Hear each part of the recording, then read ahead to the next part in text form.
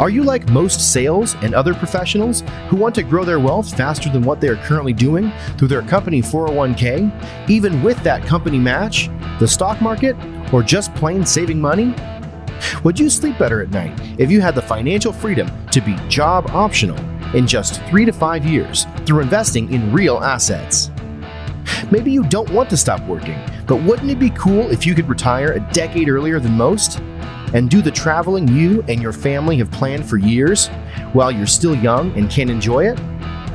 Let's face it, most busy professionals don't have the time or desire to take on more work outside of their W-2 to grow their wealth. On The Wealth Flow, each week we share the stories, the investments, and take a deep dive into the various asset classes that can deliver that accelerated growth to your portfolio passively. That's right, no extra work for you. Instead, we'll put your money to work. Learn what the 95% aren't talking about and join the top 5% of earners today on The Wealth Flow.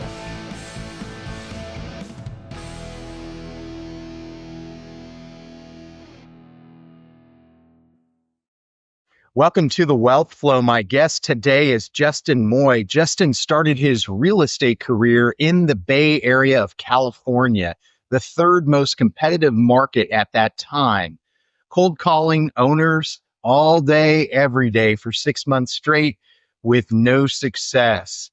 Ready to quit the real estate sales profession, he gave it one last try. This final lead yielded him a listing which ended up netting him $60,000 in commission and let him realize what is possible with hard work. He spent the next several years in the sales role, consistently performing within the top 5%. He was transactionally rich, but not wealthy. He learned how to invest in commercial real estate and how to solve the many pain points sales professionals face. So, Justin, welcome to the show. Heath, man, I appreciate that so much. I'm excited to join you on a crisp Saturday morning for us here in Kansas City as the winter kind of drops upon us here.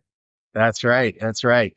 Yep. I appreciate it as well. And really just interested in your story. So maybe I'll start with kind of how we start with every guest. And that is, where did you grow up and what eventually led you into sales, into real estate?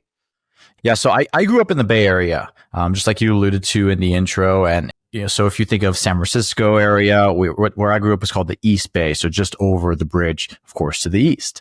So really, really hyper competitive real estate market. My average home listing in that time was $2.2 million.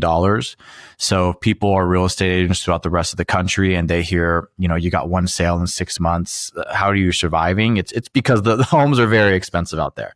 And Right. So you only need a couple transactions to make a pretty decent living.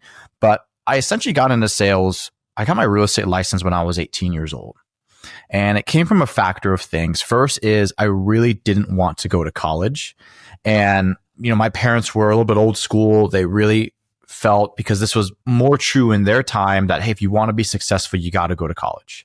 If you go to college, the opportunities open up for you. And neither of my parents went to college. And because of that, they felt kind of stuck where they were. They didn't have a lot of career advancement. And I think back in their time, that was more true than it is in ours now. But they were teaching me what they knew.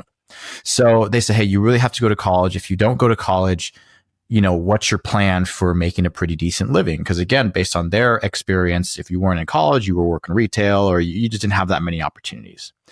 So I said, well, let me start applying for internships. And when I was 17, and I got one that was in a real estate office, a commercial real estate office. And I hated my job there. I mean, I was an intern, right? But I loved the office. I loved the environment. I loved seeing the brokers work and do deals and negotiate and the highs and the lows. And I just really caught on to that feeling. So I told my parents, hey, I don't want to go to college, but I think I want to sell things. I've always been good at sales. I've had retail jobs selling, supplements, shoes, home gyms. I was always like the number one salesperson in the country at the companies. So I thought I'm going to give this a shot. So went in when I was 18, got my real estate license. And that's really what showed me, first of all, the earning potential of sales, but also the control that you have over your destiny. So just your intro story is exactly my path. I cold called every single day, all day for 6 months straight. I got nothing. Then right when I had that first one hit, the momentum just caught on and I just kept performing after that. So it really taught me that if you're in sales, you could get married to the process. And the more you hone in your skills, the more you treat your profession like a craft, the more you advance, the more you earn, and you can make insane amounts of money. I mean, I was 18, 19 years old. I was making 2-3 times as much as my parents were. They were in their fields for, 15, 20 years. Yeah. So that's when I really caught that sales bug and kept doing that. And then, transitioned into commercial, specifically multifamily real estate, about 5 years ago, and more of as an investor and not so much a broker anymore. And that's really been the path, over the last 12 years or so. Wow, there's a lot there too. And, I think, I started fairly young as a real estate agent as well. And, that was a big piece of the interview. They were like, this is somebody's biggest purchase possible. So, I can't, and I was, in my early 20s versus 18. So, I'm sure you faced that piece of the puzzle as well. I mean, it just, it's, so I commend you for overcoming that for sure.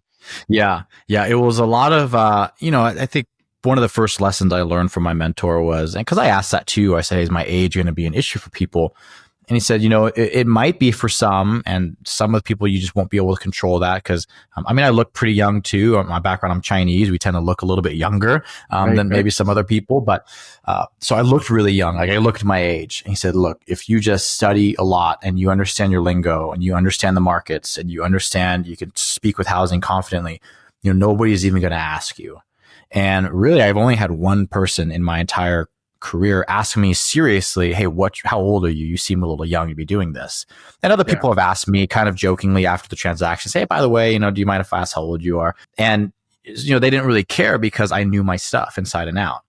So it was, I'm sure it was an obstacle. Some people may have not chose to list their home with me because of that and didn't really tell me that. But, if you're confident and you study and you're really, really proficient in what you do, it becomes less and less of a factor. I'm sure you saw that as well. Yeah, for sure. And, thinking back, I don't know that there was anybody that ever, didn't do business with me because of it. It just, I know that just came up in the interview process that, hey, how are you going to overcome this? And I think what you just said really makes a whole lot of sense. I mean, if you know the subject, if you can speak real estate, then, people aren't going to question that piece of it. I also want to talk maybe a little bit about the persistence there because, Justin, that's a long time. I run a sales team and hope they're listening to this is, that's some grit. That's some determination to go 6 months, and not get a chance to really see the fruits of your labor. But yet you kept at it. And obviously, 60 grand will change a lot. But just the fact that you were able to go that long. I mean, I get today and a lot of folks in this instant, microwave environment where you put something in the microwave in 30 seconds, you've got a warm meal and all this stuff that, and with the internet and everything, there's not necessarily that, that ability to kind of wait things out, but you certainly did it. Yeah. Can you talk maybe a little bit about your mindset there and what helped you with that? Yeah. I guess I never thought of how a microwave may have changed our perception of time and patience as well. So I love that you bring that up. Yeah, I think part of me, if I'm really being honest, was a little bit ignorance. I think I just showed up every day and I just did the thing and I just went into the day without any expectations. And, I went home, I showed up the next day and then, the next thing was 6 months. And I think that frustrated me, right? Is kind of looking back and saying, oh my God, I mean, it was almost 6 months to the day. I think it was one day before, one day after, like the 6-month anniversary. So part of me, I honestly just didn't really realize it. I just showed up every day. Showed up every day and I just did my best and I went home. And after a little bit of time at, beach, you don't really expect certain things. So I was okay with it. The second thing is I had a huge advantage. I was living at home, right? I was 18 years old in the Bay Area of California. Nobody who's 18 in the Bay Area really lives on their own unless you're like the top 0.5% there. But, so I didn't have those bills coming in. So if, people are listening and they're saying, oh my God, how we do it? Yeah, I didn't really have bills. I just didn't have money to do anything else. We weren't going on dates with my girlfriend. There was no meals. Like I was doing everything at home. So that's a big part of it is I didn't have the expenses. I just showed up every day. And one thing that I've learned since is your journey needs to be comprised of these small micro wins. Yeah. And you have to win every single day, no matter what. You have to find a way that you won the day.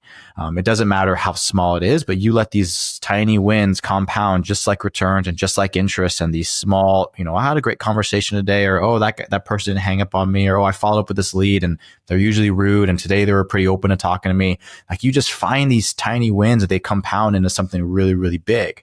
And those wins can keep you going along the way. So if you train your brain to look for wins throughout the day and look for the highlights, you start to notice them more. So that really affects your mindset too. So the first thing is, you got to show up every single day. And when you show up, you got to look for wins.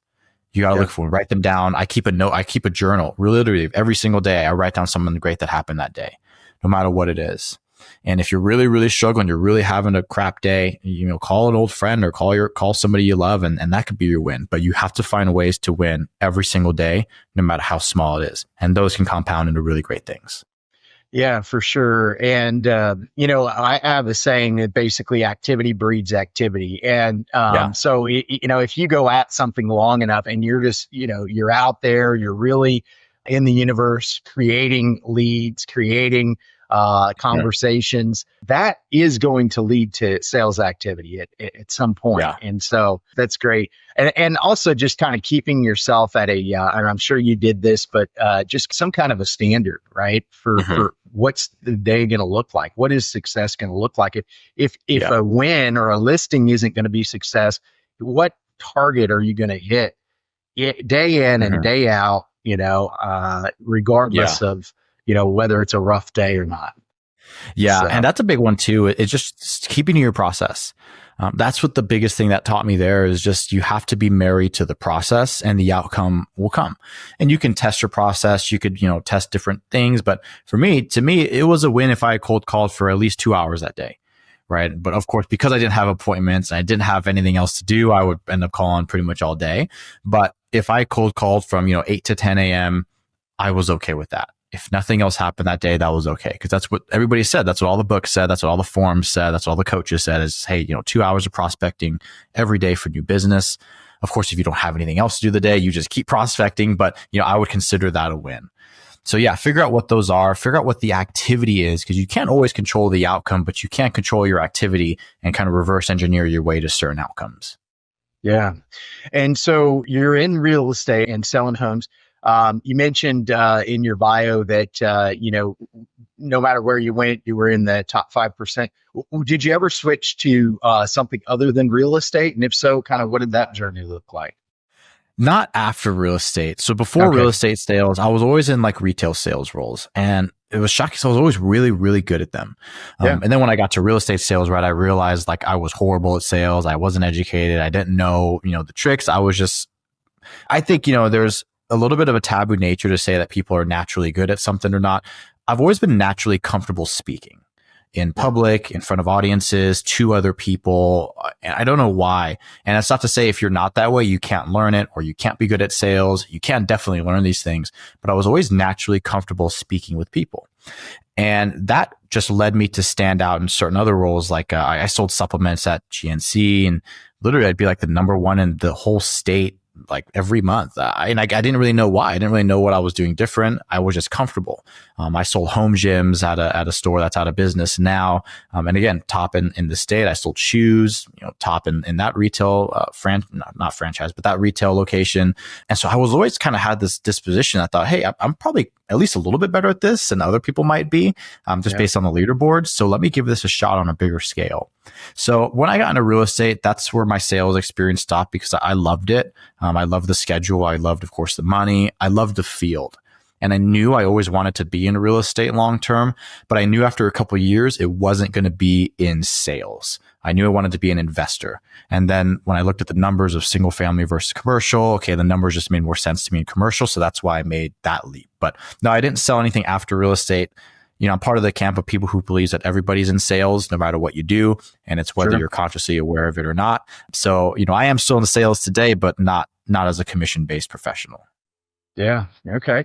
Well, talk to us a little bit about the move to multifamily, and you mentioned something there, and I think it's really really important for people to hear. But being transactionally rich, but not wealthy, and a lot of us Yeah. chase that. I mean that is the definition of the sales game, right? You're every month you hit the reset button at the end of the month, Yeah. and every month it's a competition to try to see what you can do that month. But it starts over again. And so it's very, very, almost like a hamster on on one of those wheels. You're constantly having to do stuff. So anyway, just maybe. It's that feeling that I had. And that's what leads me to, our investment firm now. We're called President's Club Investors, and our goals, we help top producing sales professionals invest with the goal of replacing your income with passive income within about 10 years. And we'll talk more about that. I'll give you some links and some goodies later. But I felt exactly what you said. I was very transactionally rich. One thing about the real estate sales game that really was the final kind of nail in the coffin that I knew I don't want to do this anymore was I realized how locationally specific you had to be as well. When you build this business, right, if you move out of the state or even out of the neighborhood or something, you almost have to start your whole book of business over, which is tough. That's the hardest part in real estate, right? Is building your book of business, and then you have a referral based business, and then you're pretty much sailing into the sunset. But if you wanted to move, you have to start all over. So I realized I didn't have the freedom that I wanted, the freedom to move wherever I wanted, the freedom to not work and not have that impact me, right? If you're a real estate sales, if you take 2 weeks off, you took half the month off. What are you going to do that month? You're not going to hit your goals. So I knew that those things were restricting me from doing this long term. So I started looking into the investing space. And when I looked at investing, I had retirement accounts and I had self-directed stuff and I had, my stock market portfolio, my Fidelities, all that. And I did what my parents said. I just put money there every month. I had some extra. I put it in there, and the markets do their thing, and it always goes up, right, over the long term. And, those might be true. But one thing that I realized is as a sales professional, I was really, really burnt out. I mean, this field is taxing on you mentally and emotionally. I realized that to produce at the level that I was producing at, it came at sacrifices to my personal health and my relationships and my mental health. And I had this realization that I can't do this for 40 years. I was 20 years old. I can't do this for 40 years. Yeah. And even if I could, I don't want to. I think that's, and to some people, it's taboo to, it's lazy. You don't want to work, whatever. But no, I just don't want to work my whole life. And then, maybe the pot of gold at the end of the rainbow is when I'm 65. And then what? What do I do at that point? So I looked at that path and it looks like every single investment path besides commercial real estate was that path. Hey, invest every month, a couple $100, and in 30 years, you'll have $1 million, right? Everybody sees that on social media. If you invest and you listen to this podcast, you're probably in those worlds. Hey, did you know if you invested, $400 every month for 30 years, you'd have $2 million? Like, that just didn't excite me. What am I going to do for 30 years?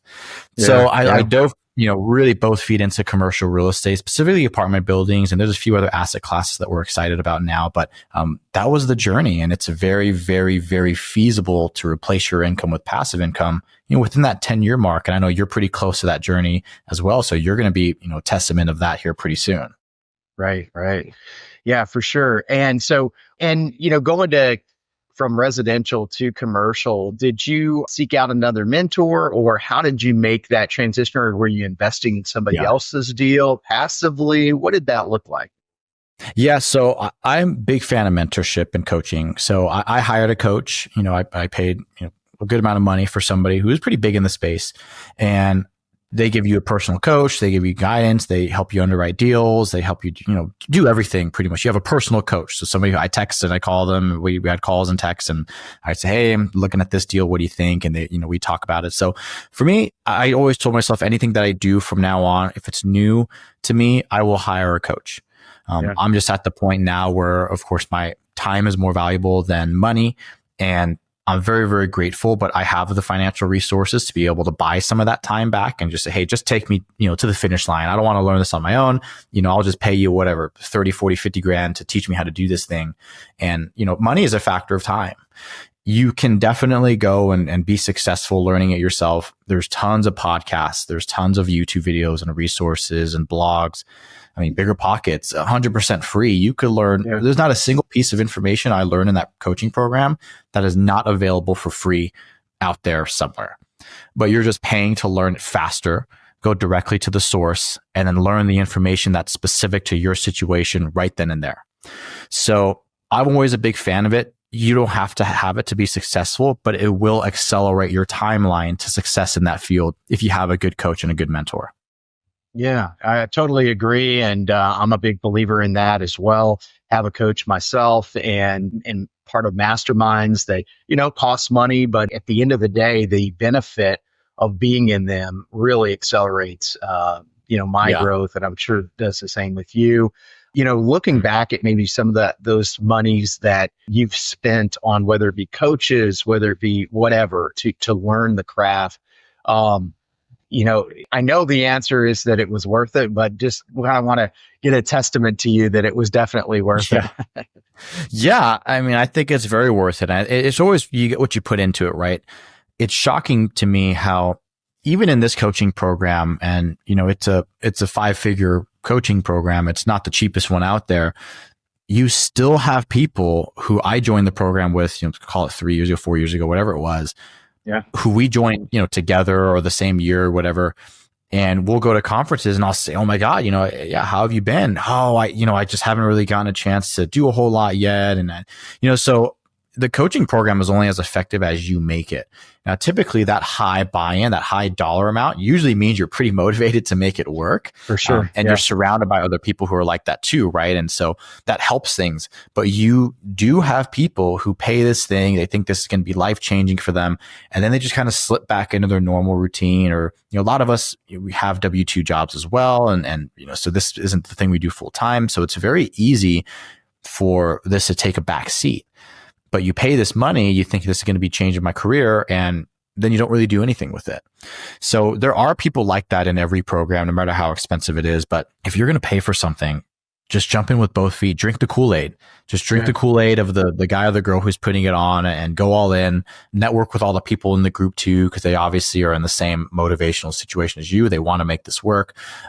And you can get a lot out of it. But, there are people who slip back into their own routines and they don't make the most of it. And just make sure you're not that person, because then you just wasted that money. It's going to be what you put into it. Yeah. Yeah.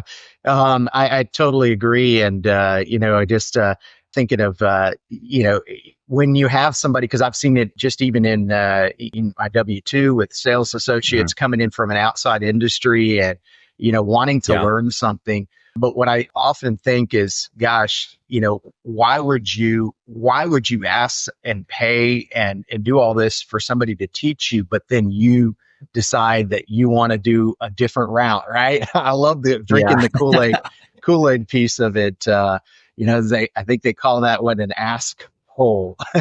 Somebody that asks you, hey, how did you become successful? What did you do?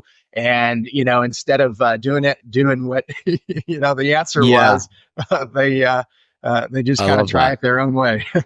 Yeah. So, I love that. And please, feel free to do it your own way. It's, you can be successful. It's just a factor of time, right? And that's what this person is doing. They're monetizing their knowledge and their time, and they're essentially selling you your time back, like a quicker journey to get there. So, if you're going to do it, find a group or find a person that you really, really buy into, and jump in with both feet. Drink the Kool-Aid, do everything they say, and it will accelerate you faster than you doing this on your own. Yeah, for sure. All right, let's talk multifamily. What was one of the first deals that you were a part of, and maybe kind of walk us through what you're currently looking at. You mentioned some potential other asset classes as well, but let's start with the multifamily. Yeah. So, our first deal was actually a 40-unit deal. So pretty good size for our first, commercial deal. I was really excited about it. It was a complete gut. We were essentially buying it empty. There were, so 40 units, I think there were maybe 10 tenants in there. Not a single one was paying rent. Not a single one even had a legally binding lease there. So they were essentially squatters. And it was interesting because the building was essentially condemned. Not really, but the city knew about it and they were pretty much going to shut it down. And so we bought it, of course, at a really, really great basis. He bought it at about just under 20,000 a door. And we actually still have it. So we still have it. It's stabilized now. It's doing really well. We were going to sell it this year, but of course, with rates shooting up, we're going to hold it for a little bit longer. But the first deal was a sloppy one. Man, I don't know if I would buy an empty building again. There was a lot of stress to it. There was a lot of nuances to dealing with cities and permits and inspections that just delay things a lot. And a lot of that stuff is really outside of your control. You can even have one inspector come in and they say, you got to do X, Y, and Z. Then you do it. Then, a month later, the next inspector comes in and says, well, that inspector was working on the wrong information. You actually got to do it this way. Then the next inspector comes in and says, well, that guy, he was half right, but you got to do it this way. So we had really, really big delays because of things like that. But we didn't know. We didn't know the nuances of having to do this. We didn't know the risk that we were taking on by buying an empty building, right? Mm-hmm. So, looking back, it was a great transaction, very, very profitable for us. But in the time, you're just sweating bullets every single day because you're bleeding every month. You usually reserve, I think we had 12 months of interest payments and expenses saved up. And then you get to that, month 7, month 8, and you're still getting inspected and you're still, have people squatting there and you're start to sweat a little bit. So it definitely modified our investing thesis and what we buy. We don't just go off of, hey, the highest IRR. We understand there's certain risk mitigation things. We want a certain cash flow to mitigate that risk, and you want a certain tenant base at this point. So, it was a great transaction. I don't think I could have asked for a better first transaction just from an educational perspective and the partnerships I built doing it, but not one that I would do again, knowing what I know now. But it's still profitable and excited over the long run that we did it. Yeah. Okay. And then from there, what did the rest of that look like as far as additional apartments that you invested into? Yeah. So after that, we bought another 144 unit apartment building out here. They're both out here in the Midwest, and so we're still working on that one. It's starting now to stabilize. We bought that about a year and a half ago, and so it was a slower journey, right? Because when we got into the field, market was white hot. Interest rates were rock bottom. People were overbuying like crazy. And I asked my mentor, I said, hey, am I looking at things wrong? Because we're getting beat by price by, sometimes $1 million, $2 million, $3 million on some of these offers. Yeah. And he's saying, no, just wait. We're on this really big upswing now. And I think now over the next, year or 2 years, we're going to see a lot of that downswing and a lot of opportunities come up. So glad I waited. But we had the 144 unit property. And now what we do is and we're lead GP on those. We run everything. We run the show. Now what we do is we manage funds. So we manage funds for other operators. And really we made that pivot for a couple reasons. First is I felt to truly, truly serve our investors to the best of our abilities, we had to diversify with partnerships. Yeah. It was impossible for us to go to our investors and say, hey, we're your one-stop shop for investing, because we can't be the experts in everything that they should be invested in, right? We could be the experts in, Kansas City multifamily, but you should be diversified in other geographies, in other asset classes, in different strategies and business types. And we could not look our investors in the face and say, hey, we're offering your best case scenario. Yeah. So now what we do is we pull together our investors and we go to these other institutional size operators and we negotiate stronger terms. So our investors actually net better returns by investing with us, because we're coming to them and saying, hey, we're going to be a $2 million, $3 million check for you. Right. What kind of terms can we get? If you're offering your investors, whatever, 2x equity multiple, what do we get if we are 20 times the size of your average investor? Right. And that allows us to bring bigger leverage to deals, access bigger deals in different markets with a lot of diversity, and really get a seat at the table with these other large institutions and hedge funds. And so that's what we do now. That's our biggest focus for this year. And that's been going really well. We're going to keep doing that. Yeah. It's a great model for sure. And it makes a lot of sense. And you also, you're partnering with the right people. You're actually, there's so much that they're bringing to the table that, really help to protect capital of the investors. So, that's great. And it's helpful because everybody gets to stay in their lane, right? You have these operators that are phenomenal operators. They know how to get deals. They know how to underwrite deals. They can manage the hell out of any situation they come across, but maybe they don't have that investor base, right? Everybody has their strengths. And so when we're able to find people like that and say, hey, well, we can't operate deals as good as you and your team and your infrastructure, but we have huge infrastructure to raise money, to build relationships with investors, to keep our investors up to date on things, to educate investors, because every hour that they spend operating deals and learning how to operate deals, I spend an hour educating investors, talking with investors, and bringing on more. So our skills are just building up in this complementary silos. So it makes a great partnership. And really the goal is, hey, I want to go to our investors and say, I'm giving you better terms with these really, really great and strong operators because you're able to leverage our entire network. If you go to them with $50,000 check, you're going to get these terms. If you come to us with a $50,000 check, we're combining that with 20, 30 other investors to make 3 million. We've negotiated these terms. You're actually going to do better off with us. So that's our strategy. And I think it helps a lot. I think people are going to see more of that happening because so many people are realizing, hey, it's hard to raise a lot of money, but also manage assets very, very well. People are starting to more pick those silos. Yeah, for sure. Let's talk maybe a little bit about the FIRE movement and specific maybe to, maybe just in general first and then specific to sales professionals because a big piece of our audience are, W-2 sales professionals, which I'm sure would have an interest in, investing in some of your opportunities as well. And I know we'll talk a little bit about that before the conclusion of the show. But just the concept and the idea of being able to have that financial freedom. Tell us a little bit about that. So I love it. The FIRE movement stands for financial independence and retire early. So for me, there's different investing strategies. And for different people, there's different goals. So our goal and the goal that, for the deals that we look at, it fits into the strategy of replacing your income with passive income, ideally within 10 years. Now, most of our investors are sales professionals, and there's certain pain points that sales professionals face that are unique to us that you may not even think about that I'll talk about here in a minute. But we address all of those pain points and we craft deals and we partner with deals that fit perfectly into that niche. So if you're a sales professional, of course, you have variable income, you're extra susceptible to downturns in the markets, you have additional burnout that you feel, you're working longer hours, right? So there's different things that you feel that we have investments that address those. And the second thing is we invest with the goal of replacing your income with passive income within 10 years, right? There's other things like some people, they invest for their kids. They say, hey, I want to buy a trophy asset and I'm not even going to touch it, look at it. I don't care what the returns are today, but I know in 20 years, my kids can inherit it. Okay, that's great. That's just not the type of assets that we buy. So there's other people that do those things if that's your goal. So if you're a sales professional and you want to replace your income with passive income, I'm going to take you to a website. It's called the retirewithin10bundle.com. And 10 is the numbers 10, retirewithin10bundle.com. You're going to get a retire within 10 calculator.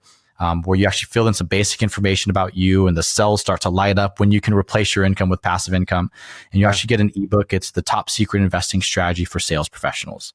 It talks more in depth about our strategy, about the pain points that we look to address in our field that's unique to us, and really show you the path to executing on the calculator that you just filled out.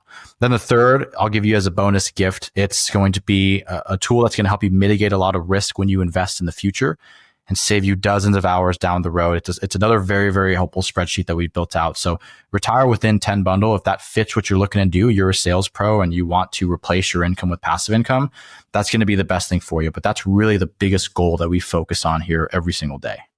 Great. And so a lot of these investments, I assume, cash flow is a big focus of it, right? To be able to replace that income. So we have this plan where cash flow is a part of it, right? And just like I said in the first transaction, there's no cash flow. When you buy an empty building, there's no cash flow, right? You're banking on the equity build, which is fine. The equity build plays are usually bigger returns overall, right? If you look at a cash flowing property, if you're going to make 6-7% cash flow, that's great. But if you're starting out and you have, 100,000 to invest or something like that, a 6% cash flow, you're going to get you $6,000 a year, right? It's hard to replace your income with those numbers. So part of it is we look for a blend of cash flow to help you mitigate your dependency on your W-2 along the way. Because another pain point that we face as sales pros is you live and die by those numbers. Right, you're kind of a quarter away in the back of your mind. You're a bad quarter away, or there's layoffs going on right now. That's a big part of it. So every investment you make should reduce your dependency on that W-2 a little bit with some cash flow. But there also has to be equity upside, where you can take your $100,000 investment this year and multiply it throughout the years. So at the end of this 8-9 year cycle, you have this 7-figure pot of equity that you can now invest into some longer cash flowing plays and really kind of pull back completely from your job. So yeah, it's a mixture of equity and cash flow that we look for. Okay. Wow, that's perfect. And you're currently in Kansas City, right? Yeah, Kansas City. Yeah. So is that where a lot of your investments are, or do you, I guess because you're working with other operators, I assume maybe geographically there's more than, one area? Yeah. Yes. So I love Kansas City as a market. We're doing our first deal within the Kansas City proper area. Here, actually, it's going to release in 2 days. So I don't think by the time this releases, we probably will already be released and funded on that one. But I love Kansas City as a market. I love these very strong Midwestern markets. Ohio's got some really good ones. Northwest Arkansas is growing really well too.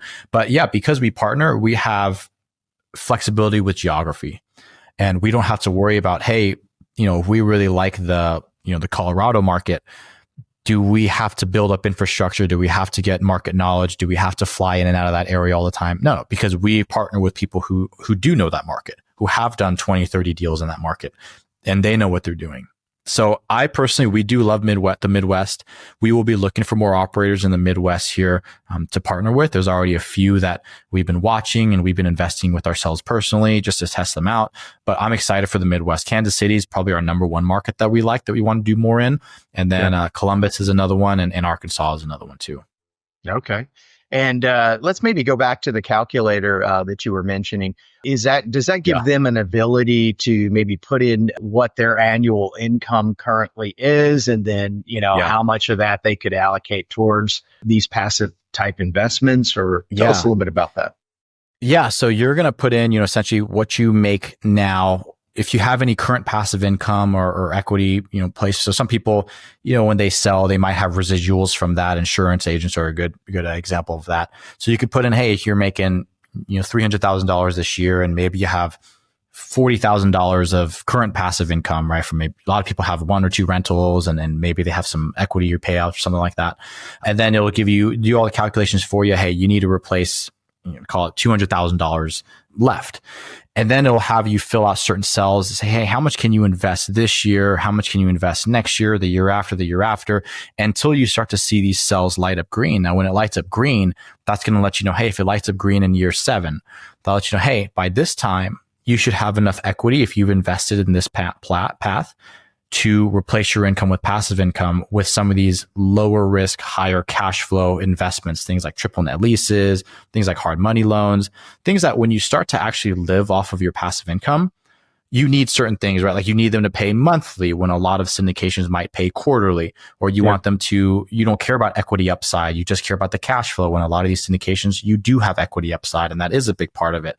So you fill out that basic information, fill out kind of the plan that you want, and you can modify it too, right? So if you say, hey, I want to invest 50 grand every year, but that doesn't really get me to where I need to go for, 12 years. Okay, maybe I do 100 grand. Can I do that? Okay, that shaves 3 years off of my timeline. Okay, what if I, make really good money next year? I do 150 that year. So you can see the path and what that looks like for you to execute on. Yeah. Okay, great. Yeah, that's one of the things we talk about with the wealth flow is really putting yourself in a position to be job optional by having some of these resources. So I think they we'll have some folks go and check that out for sure. Maybe let's shift gears a little bit and talk a little bit about, kind of the mindset of going from zero to, zero sales in 6 months to being a top producer. And then I also want to hear a little bit about the tactical sales pros, just things that you can do tactically to close more business? Yeah. So, man, that mindset shift is really hard. And it was more impactful because at the time I was 18, right? I didn't really know these things. I wasn't educating myself. I didn't listen to podcasts or grow my skills. I won with brute force. I mean, it's hard to go 6 months, do the same thing, 6 to 8 hours a day, every day, and then not get something. But, if I would have learned and educated myself and practiced more and honed in my craft, it wouldn't have taken 6 months. I would have made a lot more money with a lot less effort. So, the mindset shift really came a little bit later in my career when I realized, hey, these people with coaches, they are a lot happier. They're learning a lot more. Like, they're really smart when I talk to them. I'm like, how do you learn these things? And they're like, yeah, I just, I learned from these podcasts, these YouTube channels, or, I forgot the guy's name. He's a really big real estate coach, Tom Ferry at the time. Yep. I don't know if he's still big, but, a lot of people were doing that, and there were a lot of local coaches. So, the shift from going to nothing to now I have some money, what do I do with it now is really big. And a big part of that is momentum. In our field and in life in general, you've got to feed the momentum machine when you have it, right? When you're feeling hot and you're feeling really good and you're on this hot streak, you keep going. So I think a part of going from zero to President's Club, it wasn't like anything specifically happened when that first sale hit. Yeah, I got some money, but it's not like I started marketing and then I got a bunch of leads and then I kicked it off. It was more, I had built up a 6-month pipeline and I just never stopped. So in sales, you live and die by your pipeline. Your only job really is to fill pipeline and move pipeline. That's it. Very, very simplified fashion. And so I had built up this 6-month pipeline and I just never stopped building up that pipeline. And then next thing you know, I would even have things like I would be sitting at the end of the month saying, man, I haven't gotten anything. This was a really, really crap month. And then I would get a phone call and say, hey, we spoke a couple months ago. We're thinking of selling now. And then when I go to my CRM, I look and like, we've never spoken. I left the guy a voicemail, 4 times in the past 4 months, okay. Sure. And I would get listings that way. Right. So it was just about, like you said in the beginning, activity, constant activity. You just have to do it every single day, day in and day out. And so you build up this pipeline that if you don't ever stop building that pipeline, you can do really, really big things, but you just have to fill it up and you just have to keep it full. Even if it feels like you're not going anywhere, stay married to the process. You have to keep filling pipeline. So every salesperson who has a bad month, it's because of bad pipeline. You get a little bit of business and you start working just on that business. You don't do that cold prospecting a couple hours a day. Then, 2, 3 months, 4 months down the road, you realize, oh shoot, I don't have anything anymore. I got to start from zero. So that's a really, really big one is once you find the process, you got to work it and you never stop it. You can optimize it, but never stop doing it. Yeah. Makes a lot of sense. And how about maybe just some tactical things for helping to close more business? Yeah. So I love about this field is there's so many different strategies for sales, right? Like if, you look at different people have different styles. Some people are more passive. Some people are more active and in your face. Some people are introverted. I consider myself an introvert and I've still been great at sales, something I never thought was possible. I'm a really big fan of Jordan Belfort's style of selling. He has a really, really great book called The Way of the Wolf. I think it's like $14 or something like that. That is something I think that every single salesperson should read, where he really talks about sales is all about certainty. And if you take just one thing away from sales, I think it could be broken down into that.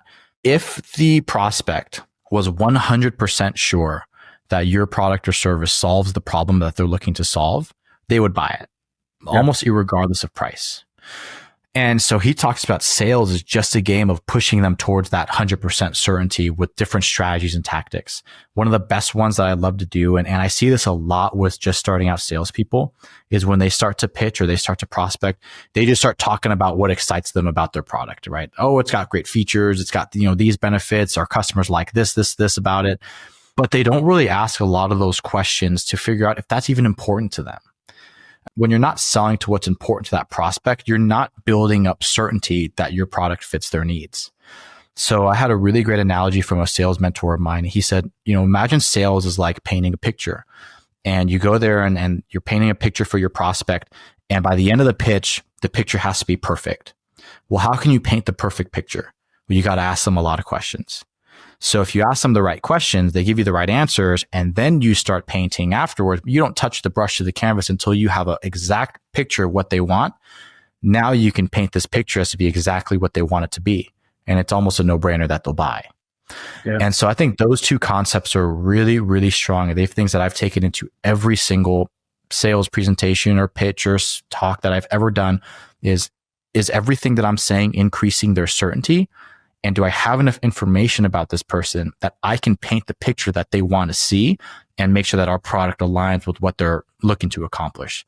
So I think those are really two high level tricks or strategies that you can take and really apply to any sales that you do cross product, across anything.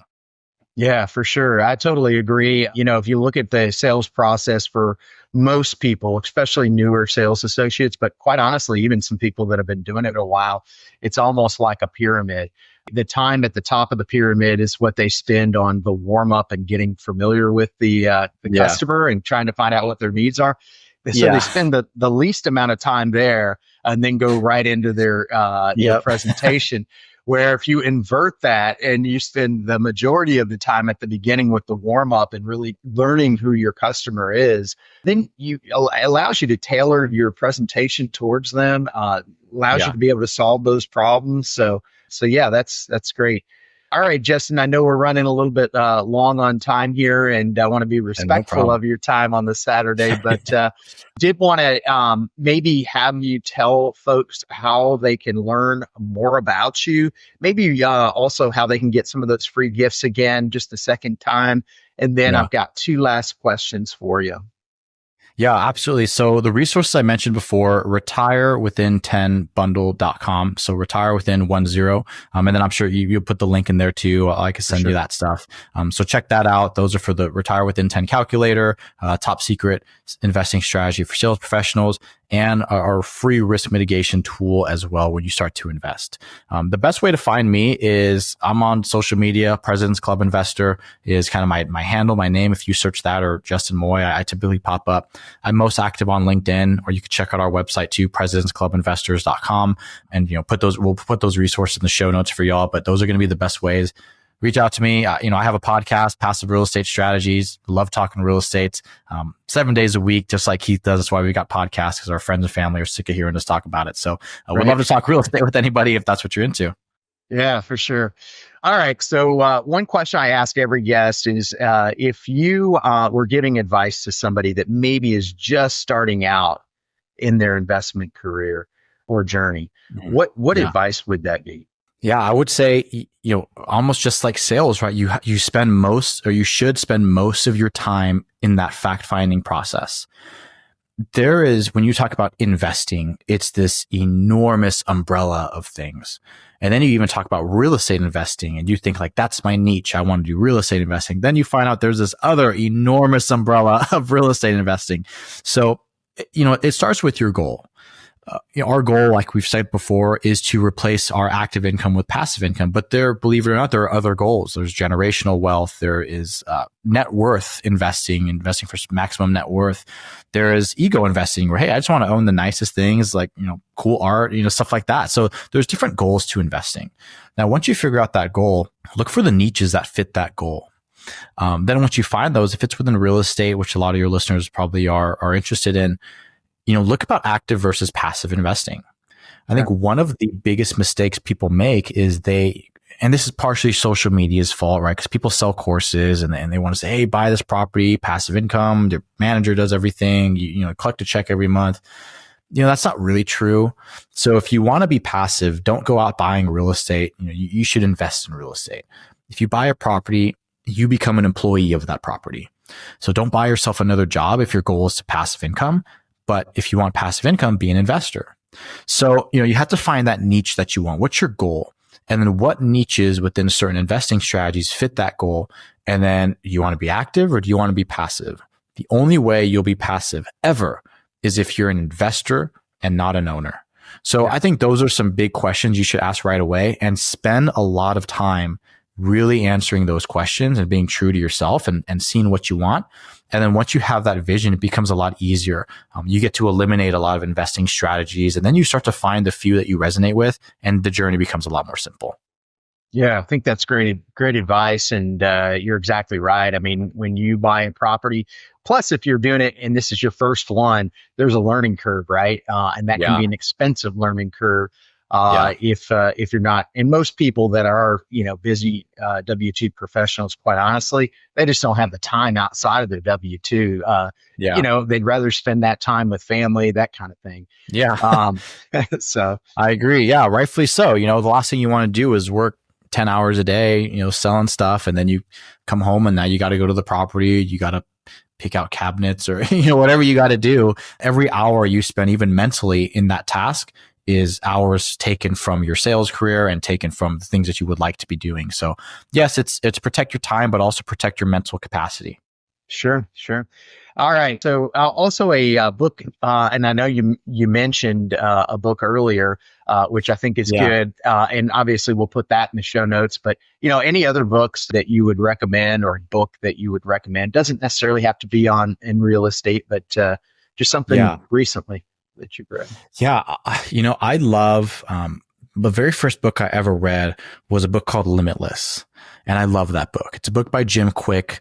And it's spelled, I think, Kwik is his last name. And he does like brain training and a lot of talks about efficiency. And, now we're so addicted to technology. It's hard for us to focus and really get deep work done. And when I read that book and used some of the strategies he talks about, I went from working, 12, 13 hours a day, down to 6 to 7, maybe 8.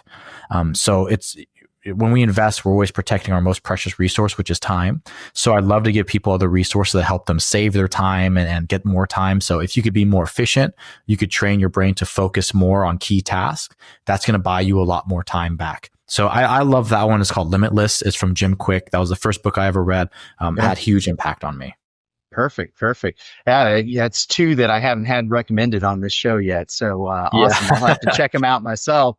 All right. Well, Justin, I really appreciate having you on the Wealth Flow. I know that you brought a ton of value to our listeners. I enjoyed just our exchanges and talking shop with you on sales. So thank you so much for taking the time to be on.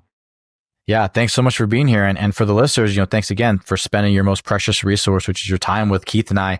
We love doing this stuff and hope you enjoy the show. Absolutely. Thanks. Being that you're still here, I trust you found value in this episode. I personally wish I would have known these guests and strategies when I started my wealth creation journey.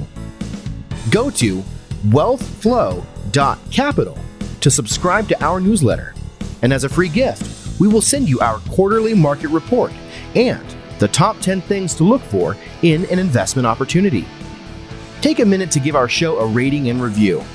Help us reach 1 million professionals by subscribing and sharing this episode with someone you know who could also find value in it.